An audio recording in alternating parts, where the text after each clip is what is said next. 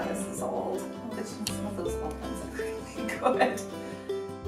My mom's rolling pin is probably the one I use the most, and it's kind of interesting to me to note that at the time that this was made, and I believe it's maple, it's a nice hardwood, it had red paint on the handles, but there's barely a trace of red paint anymore on the handles, and this is because she really used her rolling pin a lot, and just the work of her hands has kind of worn that paint completely off.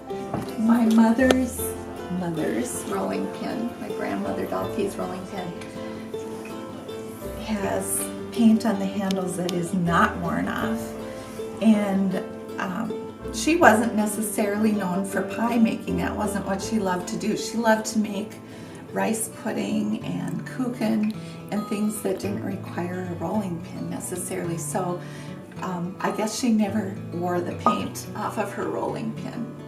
I still do like to use it though.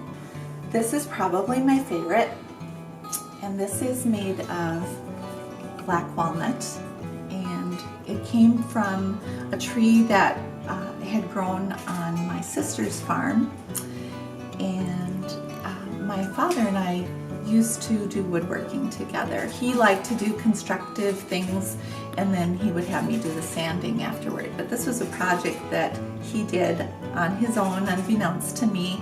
I didn't have a hand in it at all, and he, as a surprise to me as a bridal shower gift when I was a bride-to-be, I opened the box, and in it was this rolling pin that Dad had made from black walnut from a tree on my sister's farm. But my dad, who was a little bit quiet and didn't always wear his humor on his sleeve, did a funny thing. He had a note attached to one of the handles, and it cautioned me not to be used as a weapon.